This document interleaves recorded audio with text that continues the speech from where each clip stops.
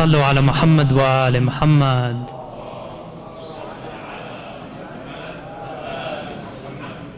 Assalamu alaikum, everyone. Thank you for joining us this evening. We're now entering the 17th night of our program.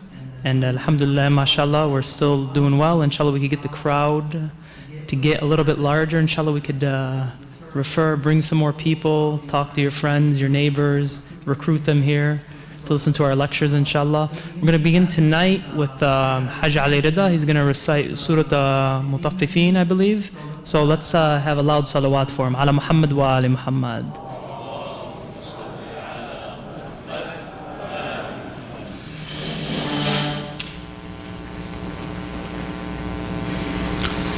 السلام عليكم ورحمة الله. أعوذ بالله من الشيطان الرجيم. بسم الله الرحمن الرحيم. ويل للمطففين الذين إذا اكتالوا على الناس يستوفون وإذا كالوهم أو وزنوهم يخسرون. ألا يظن أولئك كأنهم مبعوثون ليوم عظيم يوم يقوم الناس لرب العالمين. كلا إن كتاب الفجار لفي سجين وما أدراك ما سجين كتاب مرقوم ويل يومئذ للمكذبين الذين يكذبون بيوم الدين وما يكذب به إلا كل معتد أثيم إذا تتلى عليه آياتنا قال أساطير الأولين كلا بل ران على قلوبهم ما كانوا يكسبون كلا إنهم عن ربهم يومئذ لمحجوبون ثم إنهم لصالو الجحيم ثم يقال هذا الذي كنتم به تكذبون كلا إن كتاب الأبرار لفي عليين وما أدراك ما عليون كتاب مرقوم يشهده المقربون إن الأبرار لفي نعيم على الأرائك ينظرون تعرف في وجوههم نضرة النعيم يسقون من رحيق مختوم ختامه مسك وفي ذلك فليتنافس المتنافسون ومزاجه من تسنيم عينا يشرب بها المقربون إن الذين أجرموا كانوا من الذين آمنوا يضحكون وإذا مروا بهم يتغامزون وإذا انقلبوا إلى أهلهم انقلبوا فكهين وإذا رأوهم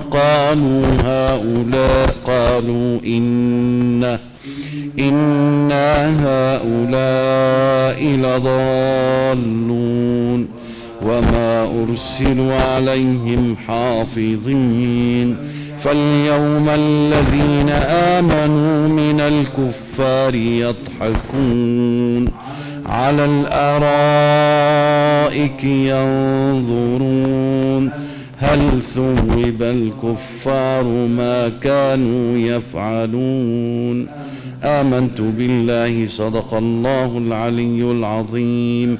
الفاتحة.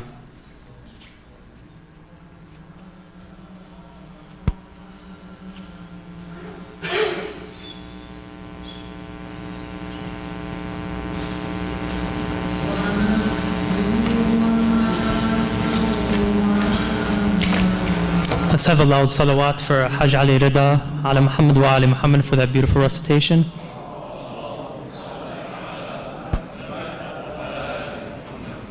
Just wanted to remind everyone that we have the Ramadan iftar dinner. We have one this Friday and the following Friday. If anyone wants to attend, we could speak about it afterward, or they're selling tickets as well in the office. As I said, they were $15 per ticket or $150 per table. That being said, let's begin tonight with our beloved Imam of this Islamic Center. It's my honor and privilege to bring to you Samat al-Sheikh, Dr. Ibrahim Kazaruni, to the podium after a loud salawat ala Muhammad wa ali Muhammad.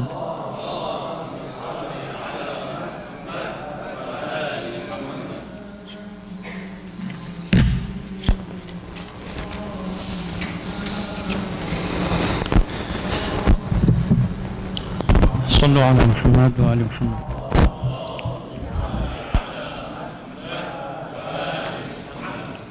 بسم الله الرحمن الرحيم. الحمد لله لله الذي هدانا لهذا وما كنا لنهتدي لولا أن هدانا الله ثم الصلاة والسلام على أشرف الخلق وسيد الأنام حبيب إله العالمين أبي القاسم المصطفى محمد وعلى أهل بيته الطيبين الطاهرين المعصومين.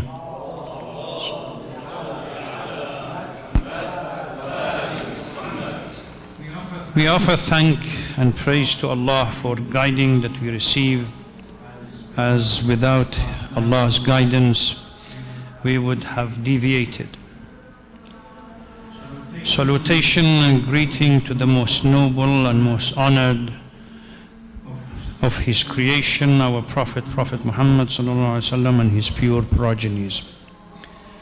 Sisters and brothers, assalamu alaikum wa rahmatullahi wa barakatuh. قال رسول الله صلى الله عليه وآله وسلم إني تارك فيكم الثقلين أو الثقلين ما إن تمسكتم بهما لن تضلوا كتاب الله وعترتي أهل بيتي وإنهما لن يفترقا حتى يردا علي الحوض. I am entrusting you with the two pillars, that they always remain together. And if you were to hold fast to them, you will not be misguided. Last night we focused on the life of Imam Hassan salawatullah salamu alayhi, and discussed the short but extremely fruitful life, 48 years. I divided it into three sections: from birth until the moment of his imamah, which is the day of the 21st of Ramadan, year 40 after Hijrah. The first year of imamah and the incident of peace signing with Muawiyah, and literally the next 10 years that he went to Medina and lived there. I pointed out that the issue of peace with Muawiyah, even up to today, people are still talking about it. Why Imam Hassan signed the peace treaty. It's something that has not settled.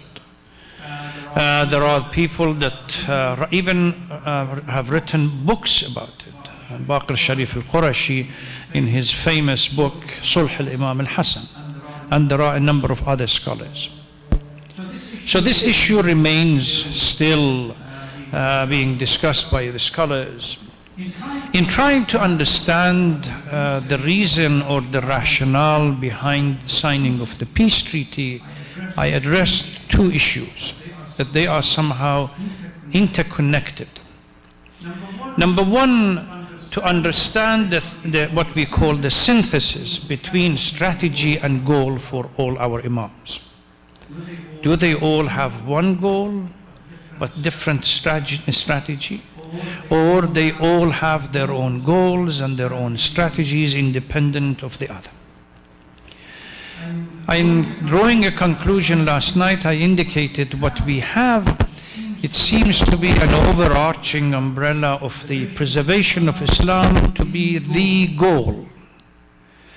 How one imam or the holy personality maps or a path for himself to achieve that goal might be different. So the goal is the same, the path that they choose or the strategy that they choose to achieve that goal is different based on different circumstances that they are in. The second issue that we discussed was the relationship between, yes, we are all expected and obligated and commanded to stand to injustice in our life. But does it have to be violent all the time? Or peace as a method for achieving stability in life has a role to play? I pointed out last night that because the strategies are different, the goals are the same. Islam does not have an absolute command it to be either or. Neither pacifist nor similar to the Christian understanding of just war theory that it has to be war all the time, violence all the time. On a certain occasion where the verse in the Holy Quran is clear, if violence and tyranny is so pervasive in human life to the point that only violence can remove it, then that becomes the preferred. But at the same time leaves the door open for people who want to have peace, using peace negotiation as a way forward for settlement and coming up with some kind of a stable relationship. And I also pointed out that yes, there are verses in the Holy Quran that alludes to both. In practical life, the Holy Prophet of Islam did the same. Battle of Badr, which happened in month of Ramadan, Battle of Uhud, Battle of Ahzab, and a number of others. Clearly the Holy Prophet went out and used one particular method to challenge mushrikeen. A battle. But at the same time, there are other instances in which we have Sulh al-Hudaybiyah, a peace treaty being signed by the Holy Prophet with the mushrikeen of Mecca for no violence. Because Quran or our literature clearly leaves which method to be used in protecting the goal at the disposition of the Imam of Ma'soom and the infallible to choose for himself. And this was an issue that constantly, when Imam Hassan was asked, why did you make a deal or sign a peace treaty with Muawiyah, alluded to it. That I have, as an Imam, I have the right to decide after balancing all facts and figures, one or the other. And we said last night that if Imam Hassan was in the time of Imam Hussein, he would have done exactly as Imam Hussein did. And if Imam Hussein was in the time of Imam Hassan, he would have done exactly the same thing, because we have a number of traditions to support our argument. Today, the reason why they failed, by the way, it's not because the goal was somehow vague or not clear, or the methodology or the path that they wanted to choose, the strategy was not correct. It's because on the ground people were not prepared to support the Imam in their goals and the strategy chosen. Imam Hassan had to make a peace treaty with Muawiyah because it was imposed on him. When you have chief of the army runs away to Muawiyah late at night with huge amount of money. Your cousin Ubaydullah ibn Abbas stabs you. And Kufa in general, they are tired and exhausted, etc., etc. Imam has to go for plan B. It's not because there is no plan A. The plan A failed because people were not prepared to support. People focusing on their own interests, as it is today. Our interest before the interest of Islam. Our ego before the interest of Islam. Everything else. So it's no difference between this society or the other society. Now we want to go to the hadith that I cited. As we approach the night of power, Layal al-Qadr, a brief conversation on the Holy Quran and its relationship to Ahlul Bayt is necessary. Dealing with Quran during the night of power is critical because you have to do a number of a'mal that Quran is part of it. So to be aware of it. Quran is the very word of Allah subhanahu wa ta'ala revealed to his last messenger, our beloved Prophet Muhammad sallallahu alaihi wasallam. To be not only guidance to all mankind, but also a living proof of the Prophet of Allah, of his last messenger. If we look at our literature, Quran, al-Mu'jiza al-Khalida, the living proof for the Holy Prophet. Because it is a living reality, it must play a central role in the life of every Muslim. Every word of it is deeply relevant to our concern and experience, and it must be integrated fully into our lives. While its verses, once recited properly, has a unique melody, but Quran is not a book of poetry or prose, story or history. On a personal level, one of the most critical role that Quran plays is Quran attempts to build a firm foundation in the life of individuals and to strengthen and nourish the faith and the spirituality of each individual. No matter whatever challenge one has in life, reflection on the verses of Quran and recitation of its verses provide immense comfort. Ala bi dhikrillah tatma'innul qulub. And encouragement, as well as counsels, and heals as it protects. Verily, in the remembrance of Allah do hearts find rest. Quran remains up to today the only revealed scripture that has never changed. It is a record of what was before us and the prophecy of what is to come. It is unbreakable bond of connection between us and Allah subhanahu wa ta'ala. Whoever speaks from it will speak the truth. Whoever rules within it will be just, and whoever holds fast to it will guide us to the straight path. With this in mind, now let's go back to the Hadith of Thaqalain. Hadith of Thaqalain, in such nights, nights of power, really tries to create a unique bondage between Quran, with all its importance, and Ahlul Bayt. I am leaving amongst you two pillars.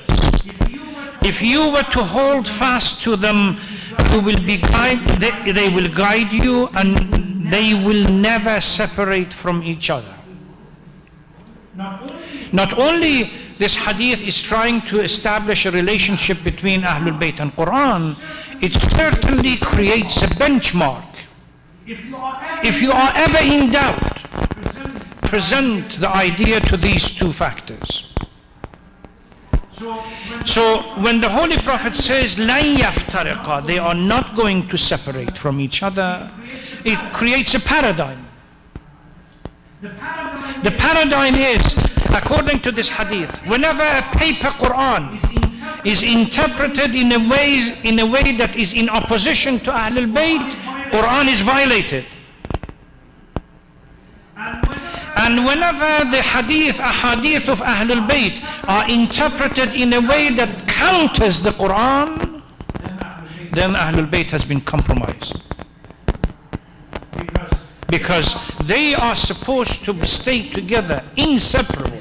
There is a synthesis between the two. There is no gap. They would remain focal and all the time steadfast until they come to the day of judgment. So they become Aliyun ma'al haqq wal haqqu ma'a Ali. Establishes a benchmark. If you are in doubt whether something is just or not, present it to Ali. If you are in doubt whether the interpretation of Quran that we have is critical or just and so on and worthwhile, present it to Ahlul Bayt and see whether what they agree with it or not. And vice versa, the same thing. If somebody interprets a hadith of Ahlul Bayt in a manner that counters the verses in the Holy Quran, then that interpretation must be thrown out. No wonder on the day of Saffin, when Amr ibn As came up with a trick to protect Muawiyah's skin from being captured by Malik Ashtar, by putting Quran on the spears and calling, well, we are all Muslims, let's have the Quran as the judge between us. Unfortunately, simple-minded individuals fell for it. What did Ali say? I am the talking Quran. These are only pieces of paper based on this hadith. If Quran is being used as a divisive factor in a society, then Quran has been compromised and violated. Let's look at the Holy Quran. How does Quran interpret itself? Certainly we need guidance. As human, we need guidance. Quran naturally says that it is a book of guidance. Alif Lam Mim, we open the book after Surah Al-Fatiha. ذلك الكتاب لا ريب فيه هدى للمتقين. A guide for the believers. إن هذا القرآن يهدي للتي هي أقوم. Guides people for what is more steady and straight. Also considers itself a book of knowledge. ويعلمكم ما لم تكونوا تعلمون. We have revealed this book to the Holy Prophet so that through it you will be educated. It becomes the criteria, the framework by which you judge what is right, light, and darkness. كتاب أنزلناه إليك لتخرج الناس من الظلمات إلى النور. Once you implement the guidance of the Quran, you will be taken out of darkness into light. أجاكم بصائر من ربكم فمن أبصر فلنفسه ومن عمي فعليها. Quran becomes the framework by which you can establish whether you are blinded, your heart has been blinded or not. If you follow the Quran, the guidance of the Quran, then your inner eyes are open. If you don't, then there is a fundamental problem. لا يأتيه الباطل من بين يديه ولا من خلفه. There's nothing, no falsehood in the Quran. وننزل من القرآن ما هو شفاء ورحمة للمؤمنين. A book of healing for the believers. Amir al-Mu'mineen sallallahu alaihi wasallam in one of his sermons talks about this. فإن فيه شفاء من أكبر الداء. It's the book cures and heals you from the worst of the diseases that you can imagine: disbelief, hypocrisy, and error and falsehood. Kitab, a book of amal. Allah في القرآن. فلا يسبقنكم إلى العمل به غيركم.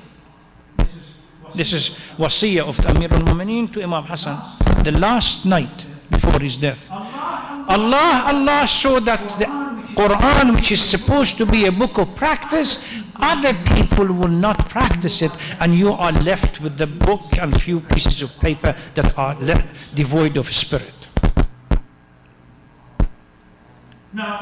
Now, and the literature goes on, then it is time to beg the question as we go towards Layal al-Qadr. How much of the Holy Quran plays a role in our life? How much of Ahlul Bayt as a role model, because they are inseparable, play a role in our life?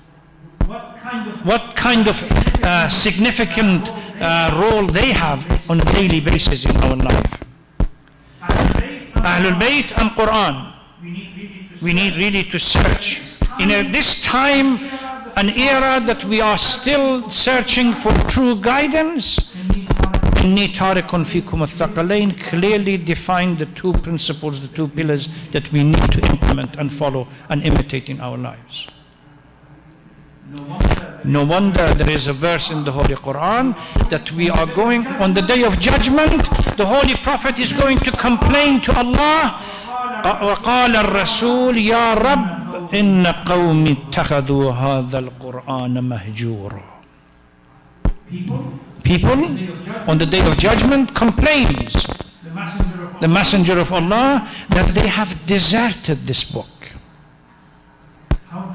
how does desertion take place? Or desertion take place? First, by not reciting it, or reciting it very quickly, not paying attention to it, not following etiquette of recitation, not pondering, not thinking, no contemplation, nothing. As a ritual, we go through it like our prayers. But the most critical part that we have to pay attention is not to practice it in our life. That's the desertion.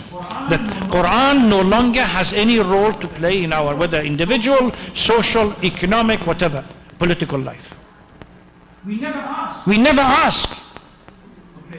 Okay, as we try to configure the path for our community or individuals or social or whatever institutions that we have, do our goals and ideas fit with these two framework or the pillars that we have, or not?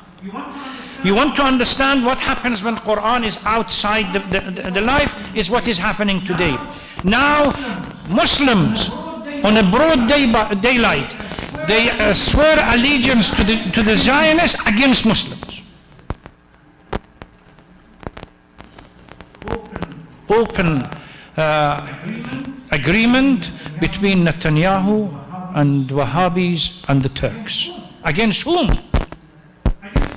Against other Muslims.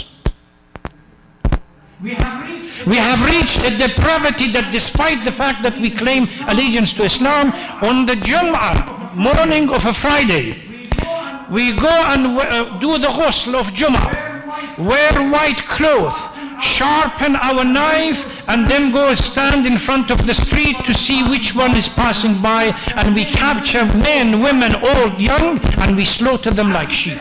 And we say Allahu Akbar. This is a deprived society. Really, we need to pay attention. What is happening to our society? Where is that significant role that Quran and Ahlul Bayt was supposed to play in our life? Every single violation of Quranic laws are being committed under the banner of Islam. Poisonous gas, weapon of mass destruction, slaughter, etc., etc. And we have no mercy whatsoever. And we think that there is this one-way ticket to heaven waiting for us. It's because our understanding of the book, the values of the book, the role of the book, etc., etc. The Quran was supposed to enlighten us, to provide guidance from within, to guide us to the right path, create value system, and make judgment accordingly, etc., etc. But we have totally forgotten it. Well, Allah fil Quran, la ya'malu bihi ghayrukum. That somebody else practices the essence, and this, you are left with empty shells of it, pieces of paper that has no value. Well, we don't know. We still have hope. A few more nights of the month of Ramadan is still remaining. From tomorrow night, Thursday night, we will begin the program of Layal al-Qadr, and it is really critical that during these nights we reflect on our lives and see where are we going. Grand mosques and institutions, by definition, they are not going to be the sign of what we call righteousness. It's when we have, Quran says, وَاعْتَصِمُوا بِحَبْلِ اللَّهِ جَمِيعًا وَلَا تَفَرَّقُوا. If we create that unity that we need, etc., etc., then we are doing something. Otherwise, they are misguided, worse than anybody else, disunited, worse than anybody else, and we have all this literature about the role of Quran and Ahlul Bayt in our lives. We ask Allah subhanahu wa ta'ala to protect us from the shortcomings and guide us to the right path. Still, inshallah, during the coming nights, we pray for extra guidance from Allah subhanahu wa ta'ala. Please recite Surah Al-Fatiha for all those who have souls that have deceased, and specifically for Marhum Allama Sheikh Muhammad Jawad Sharri, that we really owe him a huge amount of debt for being the guiding principle of this Islamic center. And at the same time, we ask Allah subhanahu wa ta'ala to hasten the return of our living Imam. Wassalamu alaikum wa rahmatullahi wa barakatuh. Al-Fatiha.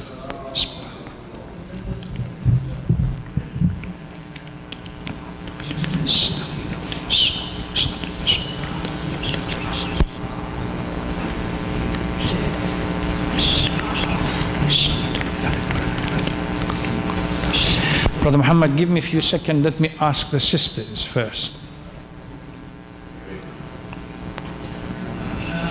Let's agree on something. If the sisters don't ask, the brother will be punished. Is it a deal? So you have to do something at home. Encourage them to even write one or two questions. Otherwise, we will have to do something. Then you have to come up with a few more complicated questions.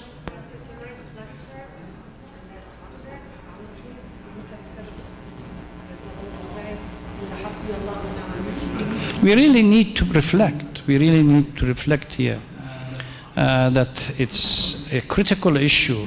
We tend to walk through the month and think that, well, we are reciting Quran, we are doing this, we are doing that.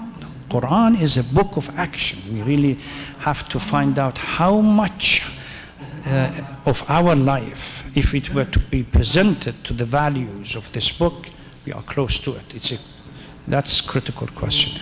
So, no question? As of tomorrow night, brother, we will hold you responsible. So, Brother Muhammad. Can you do a bad thing or do it to survive? Like, can you lie and steal in order to survive? Yeah, well, you can do bad things, but in Islam, if you do bad things, they are considered to be sins. And Allah subhanahu wa ta'ala will punish us if we knew that these are sins and we still did them. So we should avoid them because they are bad. Lying is bad. Backbiting and cheating is bad. Disrespecting others is bad. So what we have to do, once we understand that these are bad things and is considered to be sins, we should avoid them. And if we have done them by mistake, we ask Allah subhanahu wa ta'ala to forgive our sins. Okay? All right. Brother.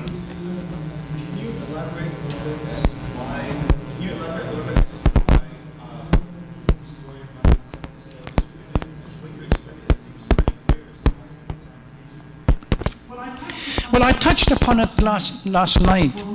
For most Shias, that they are mesmerized or captured by the event in Karbala, they are under the impression that Islam or Imam have to only, the Zaydiyya movement that moved out of Shia theology is based on this particular issue.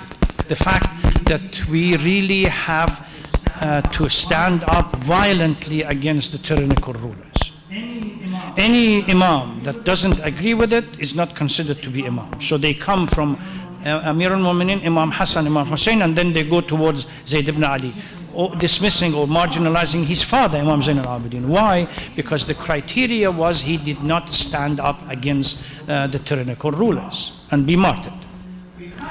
Because people are captured with the event of Karbala, they are falsely under the impression that there is only one path to the challenging. Sometimes they even don't consider that sometimes because of the absence of what we call on-the-ground hand to support you, you may need to spend few years preparing the ground by creating the cell.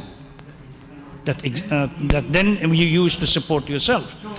So they think that there's only one. So naturally, if that's the only approach to response to the tyrannical rulers, the question mark on anybody that does not fit within the frame of reference. The benchmark becomes Karbala. Anything outside Karbala is questionable. So we are now 1,400 or 1,200 or even 1,000 years after the event. They kept asking, well, two brothers, two imams. One rose up. It was clear from the beginning that he's going to be assassinated and killed and martyred. The other one signs a peace treaty. What's the difference between the two? If this is the benchmark that we have used for so long in inspiring revolution, etc., so why is it that the other ones did not do it? The notion that the context is different. If had Imam Hassan not signed the peace treaty, Muawiyah and Bani Umayyah would not have been exposed after Yazid. Because immediately Muawiyah's violation of the peace treaty exposed him. You have to understand the structure of Bani Umayyah. 40 years Muawiyah was in power. Totally isolated Sham from the rest of the Muslim Ummah. And bombarded people that Muawiyah means Ahlul Bayt of the Holy Prophet. Nobody else. Bani Umayyah are the Ahlul Bayt. So if you are living in Iraq and you are not exposed to the crimes of Bani Umayyah, you have a vague image. Until he comes to Kufa and says, I did not sign a peace treaty with Hassan ibn Ali because I wanted you to become Muslims or pray or fast or anything else. You already were doing it. I signed the peace treaty so I become a powerful ruler over you. And this is my new policy. You either submit or finish. I mean, you see the consequence very quickly. Muawiyah comes to Kufa. On the pulpit that Ali used to deliver his sermons, goes up and orders Friday prayer on Wednesday. I have no time to stay on Friday. I'm going back to Sham. We are organizing Friday prayer on Wednesday. And the whole Ummah in Kufa had to accept and swallow their pride and offer Friday prayer on Wednesday. Behind Muawiyah. This is how the whole thing evolves, and gradually that protection and the image of the holier than holy that Bani Umayyah had created for themselves are broken down and dismantled until you get finally to the issue of Karbala and the uprising. These are interconnected. Last night, if you remember, I said that one builds on the work of the other. Imam Zain al-Abidin comes and uses a unique method of delivering the message to the Ummah, because he knows nobody is allowing him to communicate with anybody else, buying slaves, educating them, teaching them, and sending them around. These slaves became the foundation for all the Shia communities that went around in Iran and Far East. And gradually, when the time came, you could build on it. And then education of Imam Muhammad al-Baqir, Imam Ja'far al-Sadiq, and etc., etc., etc. So once we accept that each Imam is not working independent of the other, and they have long-term planning as well, it's not just short-term planning, long-term planning, then the issue of the work, if they choose one path or the other because of the force of circumstance. But these people, now people are beginning to have an in-depth analysis of the conditions in Kufa. What makes this unique individuals? I remember an incident in 1970. Ayatollah Hakim rahmatullah alayhi, was put under house arrest. Junior students from Najaf came to Kufa. Masjid al-Kufa was packed, and I was one of them. This idea of running away wasn't there. People of Kufa, they all came into the mosque. They all swore allegiance that they are going to stand in solidarity with Sayyid Hakim. The first police that walked into the masjid. From the main gate, people run away from Muslim ibn Aqil. Suddenly we found a group of scholars in the middle of masjid with nobody else around. And we had the beating of our life from the police. Why? Because they ran away. And we were left by ourselves. It just reminded me immediately as the incident of Muslim. He says, Allahu Akbar, Salat al-Maghrib wal-Isha, 4,000 people behind him. He finishes his prayer, nobody is around. What makes such a unique mix? Now, psychological analysis, political analysis, economic analysis, historical analysis has come in to restructure and redefine what we call deconstruct the people of Kufa and see what forced Imam Hassan into accepting this peace. This image is totally different from those who purely saw it as a violation of Islam and submission to Muawiyah. This is why now we have articles, conferences, books, etc. being written about this issue. But it's still going on. You have...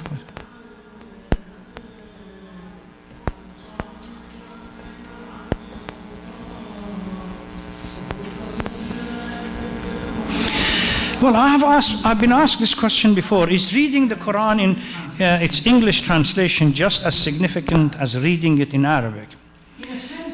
In a sense, yes, and in a sense, no. It's certainly for people who don't have the command of Arabic, it gives the meaning or clarifies the meaning so they understand what they're talking about. But the emphasis on Quran in Arabic is because Arabic is a sacred language, and Quran and Ahadith are there to preserve this unique language. So avoiding it, it's avoiding. In the past, Arabic was being used as what English we have today, as the language that literally bonded all the Muslim communities together. No matter what was your local dialect, you learned Arabic and you traveled in the Muslim Ummah, wherever it is, you could communicate with them. The concept of unity and cohesiveness and so on existed because of this learning of the sacred language. All the ahadith that we have specifically mentions recitation of Quran from the Arabic text. English translation would assist in understanding the meaning of it, but we have again to go back to the recitation in Arabic, and if possible learning the language, because it will be helpful. And by the way, this is not something to do with the, say, Arabs or Muslims. The Jewish community is suffering, particularly the Orthodox, are going through the same kind of analysis. Should we force our children to learn Hebrew, or the English translation of the Pentateuch is enough? They're doing the same thing. Christians, unfortunately, are unable to do that because there is, first of all, there is no sacred language for them, because we don't, the books that were written, was it in Greek, Aramaic, Hebrew, or any other language? They still, the jury is out with regard to the original language. The Gospels that we have is a translation of a translation of a translation of a translation. In my debate with the scholars, Christian scholars, they have clearly indicated that we don't know what was the original text, what was the original language. How do we know which English translation of the Quran is correct, given the facts that there are so many translations out there? Unfortunately, one of the problems, the sister, I believe, is it the sister? The sister is correct. Even the old English translation that we used to rely on them, like Ahmad Ali's translation, Yusuf Ali's translation was a reliable one until the Saudis began publishing it and removing text from the footnote. That in the past, the original version of it was clearly indicating the context under which the verse was revealed. He studied Christian theology during the 1920s and 1930s. So when he wrote his translation, particularly the footnote, he makes a comparison between our own understanding and say the Christian or the Jewish tradition. And certain verses within the text, he specified, for example, ayat tathir and few others, that these were revealed for Fatima and or Ali or so on. Now they have all been cleansed.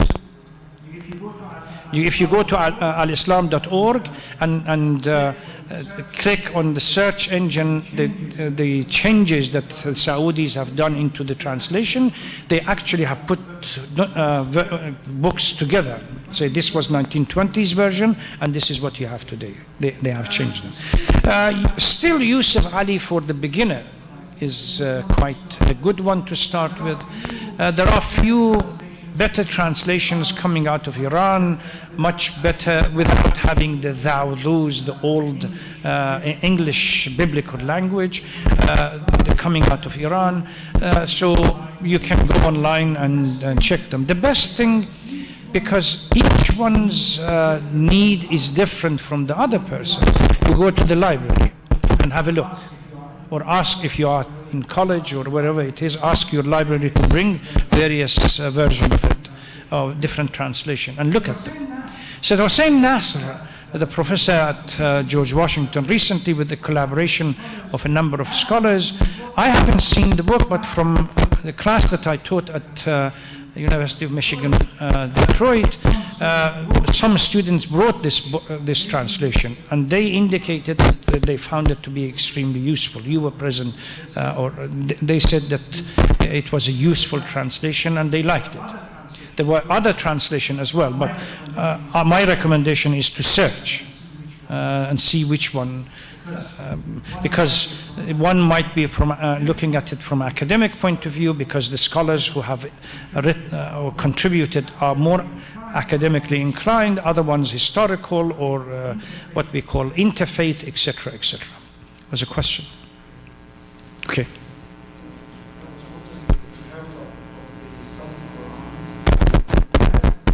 That's Hossein Nasr. Yeah, that's the Hossein Nasr's one that has come out recently. People say that it's a nice translation. Yeah, they have to be. Yeah, they have to be.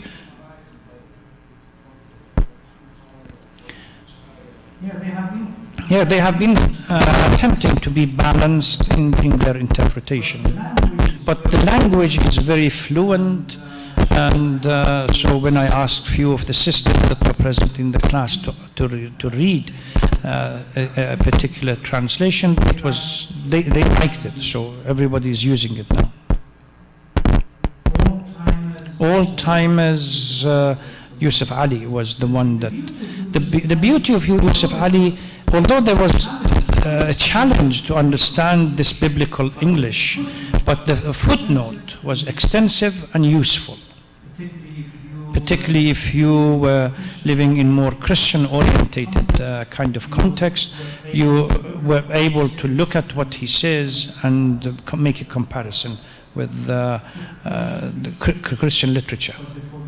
But for those of you who wanted, so there was Hossein Nasr's one. There was an English translation by a Hispanic professor that was extremely sharp, clear, and concise, but with no footnotes, and it was very fluent English as well. But he died many years ago, and I may have still a copy of that book in my library.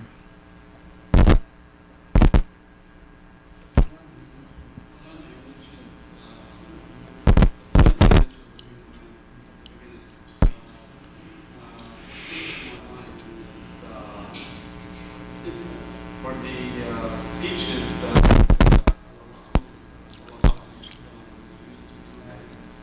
and both the Sunnis and the Shia, they have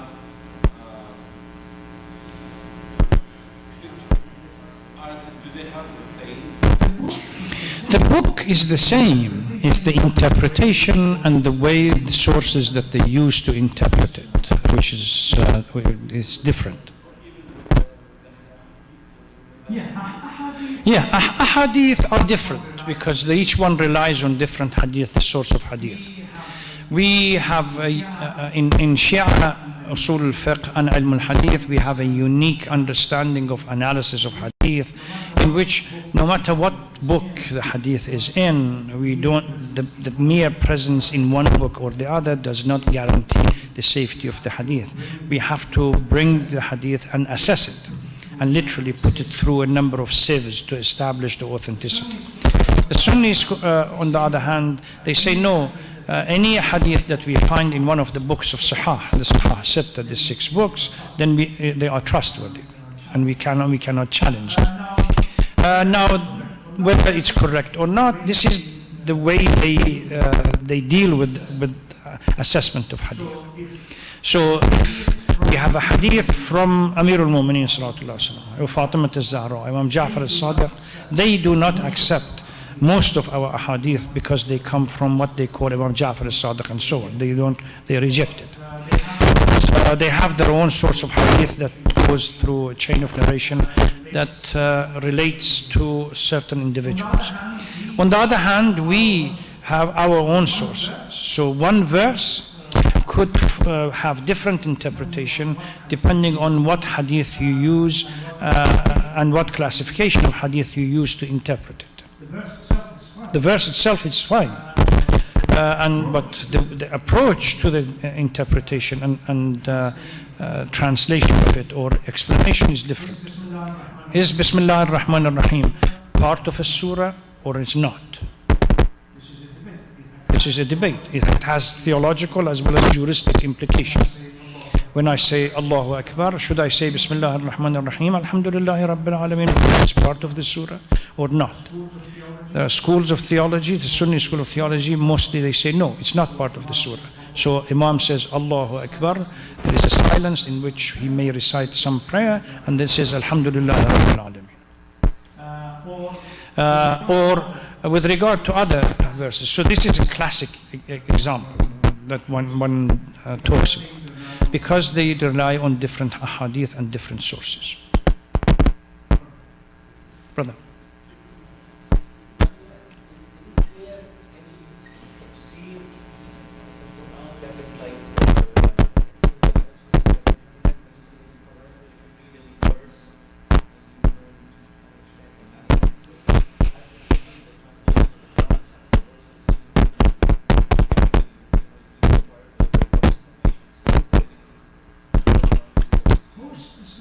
Post-Islamic revolution in Iran, a huge number of tafsir came out of Iran in English. Send me an email and I'll send you 1 or 2 tafsirs that are either were written in Farsi but very simple and then translated into English, or they were written in English from the beginning.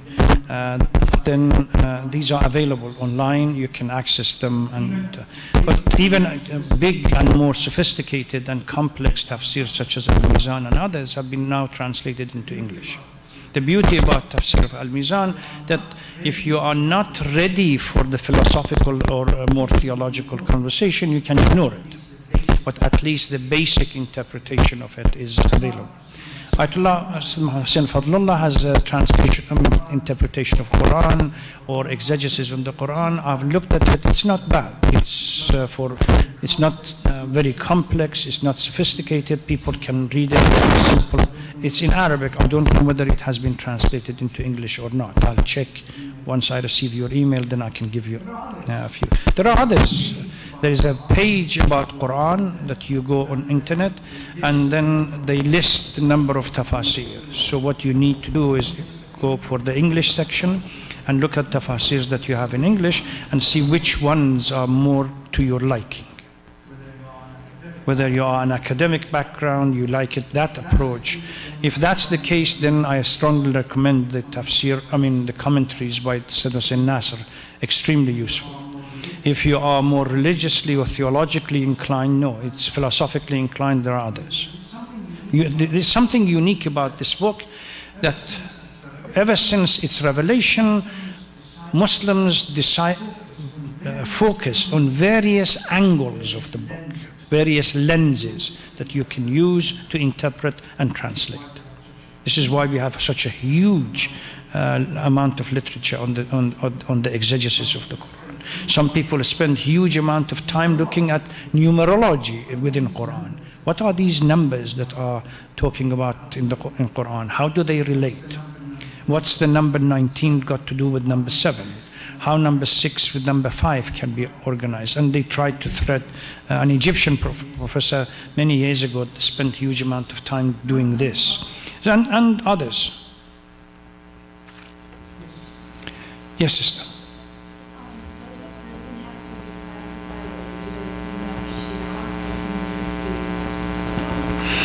Well, it depends how you go about finding your own sources. You may not classify yourself, but the sources that you give importance to and the role model that you choose for yourself is critical. The same way that says, give me your friends and I tell you who you are, give me your role models and I'll let you know who you are.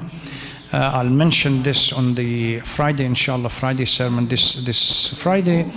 The role model that you use literally defines you into one or the other. Signification comes in. If you say, I want to follow Ahlul Bayt, that's one role model. And those who say, I want to follow X, it's a totally different role model. And automatically you have to move from one to the other. The sources that you use to identify things for yourself and clarify vague issues or ask for clarification, again, by themselves identify one or the other. You may not call yourself Muslim or Shia or Sunni, but how do you go about establishing facts for your own guidance clearly puts you into one camp or the other. Well, thank you very much. Inshallah, we will meet again tomorrow night. The tickets are here, those of you who have not purchased. And please, as Brother Ahmad said, ask your friends, invite other people and sisters for tomorrow. If you want your brother not to be punished tomorrow night, you may do it deliberately for him to be punished. That's a different story. But we need some conversation tonight, hopefully, and you come up with 1 or 2 questions for tomorrow night. Thank you very much. Wassalamu alaikum.